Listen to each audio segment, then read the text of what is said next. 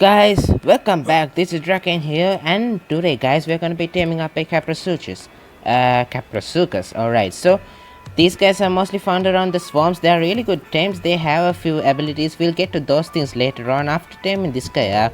Now, let's just jump straight to the facts.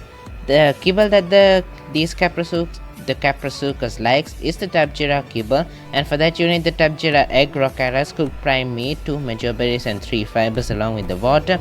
Their saddle is unlocked at level 39. It's crafted on your own inventory. For that you need some hide, fiber and chitin. Now these guys are mostly and exclusively found in the swamp regions, so you have to go to the swamp in order to just find these guys out, and you have to be a bit careful with these fellows because, well, the Capros have the ability to darn compies, please.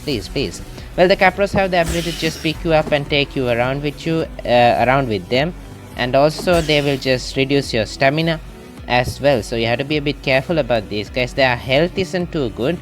They have quite a low amount of health, and you can pick them up with RGs and just drop it into a taming pen, but the problem with that is when you just pick these guys up with the RGs, these guys have the ability to just simply fight back to you. Yeah, they can just pick you out of your RG and just take you to the ground and just run around. Now they can be ballers, so you can use that to your advantage. Just shoot them to gain their attention and just prepare a baller, and as they run up to you, just baller them like that, but don't get too close because they have the ability to just jump forward and grab you still. So afterwards just simply knock them out like this. Using a long neck rifle is better because of the fact that these guys do not have a large amount of health, and we'll get to that part later on. Their torpedo train isn't too fast, so just like that it's knocked out. The long neck rifle and the tranq darts is extremely good for knocking these fellows out, and their torpedo train isn't too fast as well, so you can just simply do like that. Soothing balms are recommended for high levels, and some meat as well if you have access to that. Alright, let's just put this. Oh, hello there, Fiomia. Just waiting for one of you. Alright. And I did not mean to harvest you like that. Okay. Alright. So on the places where these guys can be found mostly, the Kaprosuchus, they can be found mostly in the swamp. Especially in the swamp behind the green obelisk. That's a really nice spot. You can find high level Kaprosuchus. You just have to be a bit careful when searching for them because their health is quite low. Like they are kind of delicate creatures, and also they will mostly be fighting other creatures as well, so you have to be aware of that problem as well, and just take care of them. They do not attack the parasitherium, so that's a good point. You will have to search a little bit before you can find a high level one because they seem to be spawning a little bit infrequently. High levels, they are a little bit infrequent spawns. Alright, but they do have a few good and cool uses, and we'll get to those things after this guy is tamed up and after this guy just wakes up. Alright, so just transfer a little bit of kibble across. Got the saddle here.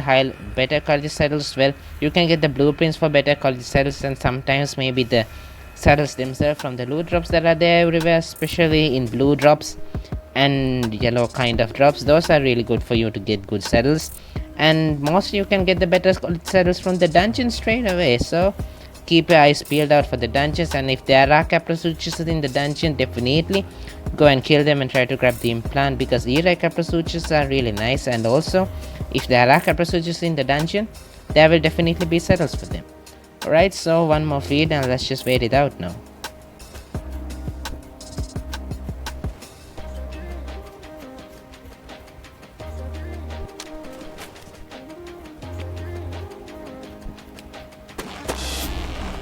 Alright, so this guy is tamed up, and there's the whistle. Okay, you can stop and on not passive, neutral. Okay, so let's just put the saddle onto you. Remember that the Capros can be pounced on by the raptors, and also other Capros can just pick you out of this guy's saddle.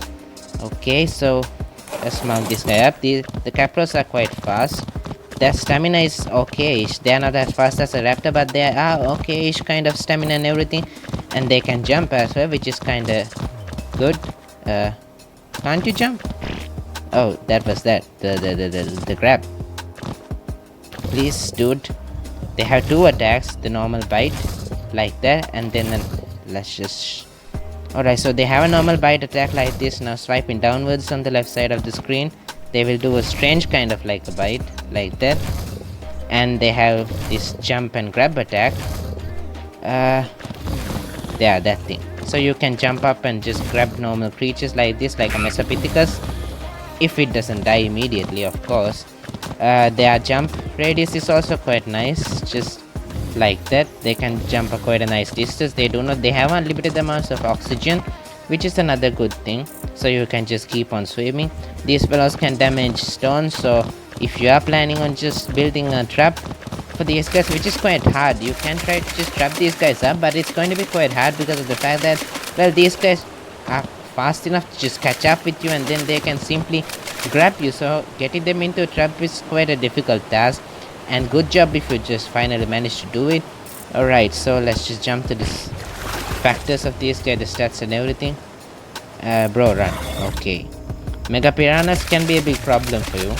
Now they are okay-ish damage dealers, so they roughly deal about 300 points of damage, 300 or 200 points of damage at least.